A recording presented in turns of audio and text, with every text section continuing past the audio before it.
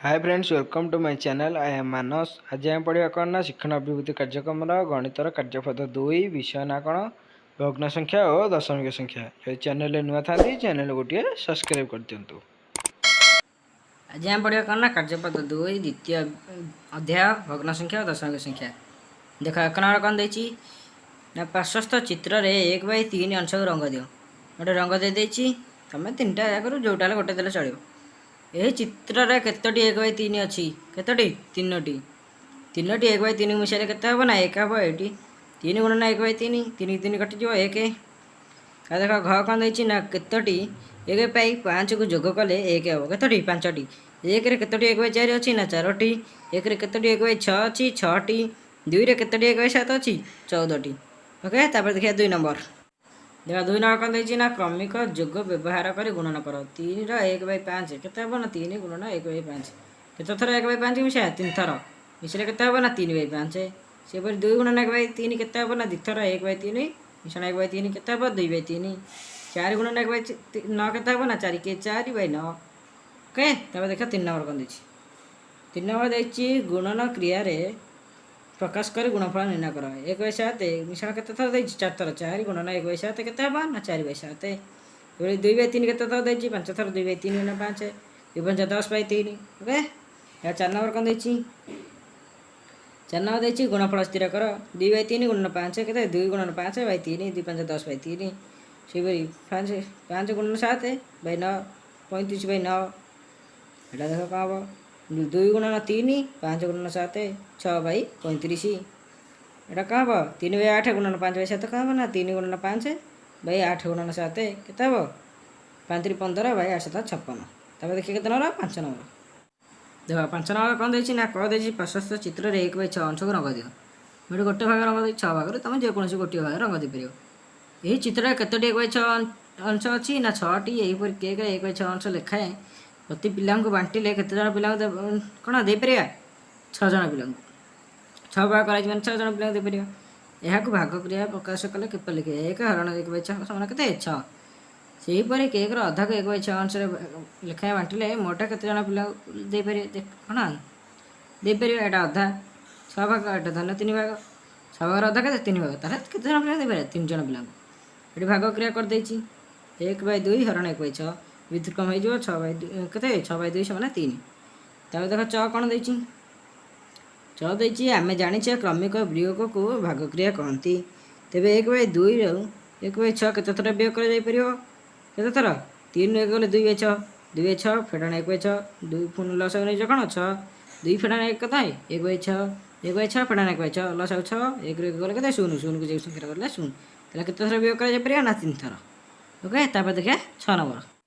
6 number कौन देछि ना भागफल निर्णय कर 2/3 हरण 2 केते ना 2/3 आ 2 रे व्युत्क्रम केते 1/2 2/3 गुणन 1/2 2 के 2 3 गुणन 6 2 केते 3/5 हरण 1/2 3/5 गुणन 2/1 2 5 6 केते 3 गुणन 6/5 सेपरि 5/7 हरण 3/8 गुणन हम केते व्युत्क्रम हो जो 5 गुणन 8 40 7 21 40/21।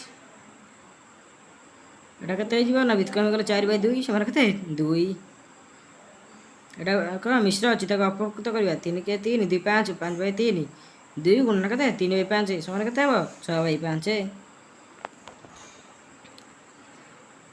एटा देख कौन देछि ना 7 नंबर कह देछि 0.5 को चित्र दर्शा 5/केते 0.5 टा केते हो ना 5/10 माने 1/2 1/2 हेले माने अधा कौन तुम रंग दे दो सेपरि 0.23 को चित्र दर्शा एटा केते अंक अछि ना 100 100टा घर अछि 100टा घर तुम कौन 23टा घर को रंग देदेव। तापर देछि कौन ना यह दशमिक संख्या प्रकाश कर एटा केतटा घर अछि 10टा घर अछि तले कौन से गोटाए को रंग देछि तले केते हो ना 1/10 केते हो 0.1 तले भग्न संख्या लिखले केते हो कहितली 1/10 तबे तो कौन 0.1 कल केते ना 1/10 तबे देखिए केते नंबर तबे देखिए हमें 8 नंबर। 8 नंबर कौन छी ना निम्नलिखित दशमिक संख्या को भग्न संख्या लिख आम जानी कौन दशमिक पर जितटा संख्या थी 1 रे केते से 0.2 2/10 0.5 केते 5/10 0.1 केते हो ना 12/100 दुटा संख्या अछि 100 हम 0.23 केते हो 23/100 0.15 केते हो ना 15/100 0.03 କେତେ ହେବ ନା 3/100। ଓକେ, ତାର 9 ନମ୍ବର ଦେଖ କ'ଣ ଦେଇଛି।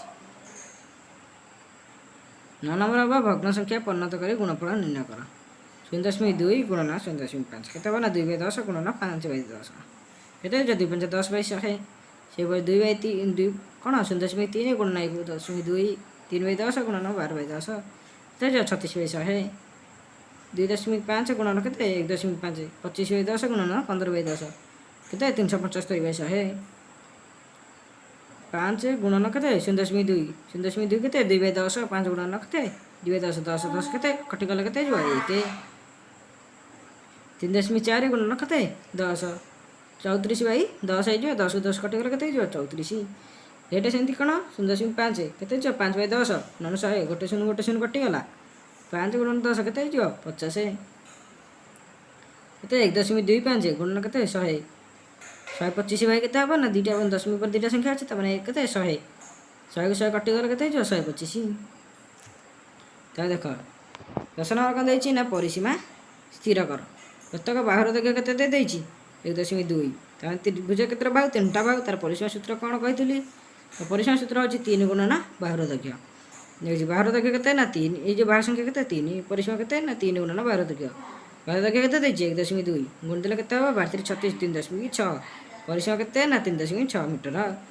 देखिए কেতে নম্বর 11 নম্বর 11 নম্বর দিয়েছি না আয়তক্ষেত্র ক্ষেত্রফল স্থির কর। ক্ষেত্রফল কোণ না দৈর্ঘ্য গুণন প্রস্থ। দৈর্ঘ্য কেতে দিয়েছি 2.5 মিটার প্রস্থ দিয়েছি 1.2 মিটার গুণ দিলে কেতে হয়ে না 3 মিটার।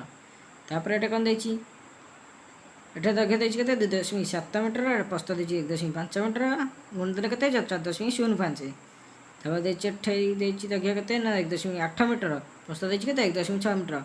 ক্ষেত্রফল কেতে দৈর্ঘ্য গুণ প্রস্থ 1.8 গুণ 1.6 কেতে 2.88 কেতে বর্গ মিটার। ওকে, তারপরে দেখো 12 নম্বর কোণ দিয়েছি 12 নম্বর দিয়েছি 5 হরণ 10 ব্যতিক্রম করা হব 1/10 5/10 কেতে 0.5। এবারে 6 হরণ কেতে 100 6/100 কেতে 0.06 1.2 হরণ কেতে 10 1.2টা କ'ଣ ହେବ 12/10 10 ବ୍ୟତିକ୍ରମ 1/10 10 100 ସେମାନେ କ'ଣ 0.12। ତାପରେ କେତେ 1.5 ହରଣ 100 1.5 ହରଣ 10 ଇସରେ କେତେ 15 ହରଣ 10 ଗୁଣନ କେତେ 1/100 କେତେ ହେଇଯିବ ନା 0.015। ତାହେଲେ କେତେ 2.75 ହରଣ 10 କେତେ ହେଇଯିବ ନା 275 ହରଣ 100 ଗୁଣନ କେତେ 1/10 ହେବ କେତେ 0.02 0. କେତେ 0.275। তাহলে দেখো 13 নম্বর কোণ দিয়েছি 13 নম্বর দিয়েছি দশমিক সংখ্যাকে পূর্ণ সংখ্যা দ্বারা ভাগ করে দশমিক সংখ্যারে প্রকাশ কর। 2.5 হରଣ কেতে 2 2.5 হରଣ 2 কেতে ହେଇଯିବ ଗୁଣିଲେ ଏଇଟା କେତେ ହେଇଯିବ ନା ଯେମିତି 2ରେ ପାଖାପାଖି 10 ହେଉଥିବ ଆଉ ଦୁଇଟି ସଂଖ୍ୟା ହେଇଥିଲେ କେତେ 100 ହେଉଥିବ। ଦେଖ ଏଇଟା କେତେ ହେଇଯିବ ନା 125/10 ଏଇଟା 7.2 ହରଣ କେତେ 5 5 2 ଗୁଣିଲେ 10 ସେହିପରି 7.2ରେ 2 ଗୁଣିବୁ କେତେ ହେବ ନା 14.10 ହରଣ 10 କେତେ ହେବ ନା 1.44। ଏଇଟା ଏମିତି କେତେ ହେଇଯିବ ନା 25 4 ଗୁଣିବ ହେଲା ଆଉ 3.3 କେତେ ଗୁଣିବ 4 ଗୁଣିବ ହେବ କେତେ 13.2 ହରଣ 100 ଆନ୍ସର ହେବ କେତେ ନା 0.132। ଓକେ, ତାପରେ ଦେଖିବା କେତେ 14 ନମ୍ବର 14 ନମ୍ବର କ'ଣ ଦେଇଛି ନା ଭାଗ କ୍ରିୟା ସ୍ଥିର କର। 14 ନମ୍ବର କ'ଣ ଦେଇଛି 17.5 ହରଣ 5 କେତେ ହେବ 3.5 ଏଇଠି କରାହେଇଛି 17କୁ 5 ହେଲେ କେତେ ନା 5 3 15 ବଳେ 2.5 5 5 25 2.5 ଗଲେ 0।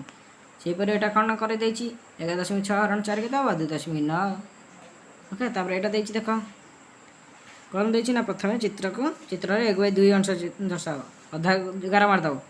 ଏପରେ କ'ଣ ନା 1/2କୁ 3 ସମାନ ଭାଗ କର ତାକୁ 3 ଭାଗ କରିଦେବ। ତାପରେ ଏଠି କ'ଣ ଦେଇଛି ନା ଦର୍ଶାଯାଇଥିବା ଏକ ଭାଗଟି ମୂଳ ଚିତ୍ରର କେତେ ଭାଗରୁ କେତେ ଭାଗ ହେଲା ତାକୁ ଭଗ୍ନ ସଂଖ୍ୟା ଲେଖ। କେତେ ହେବ ନା 1/2 ଗୁଣନ 1/3 ସେମାନେ 1/6 ଭାଗ ହେବ 6 ଭାଗ ହେଇଛି।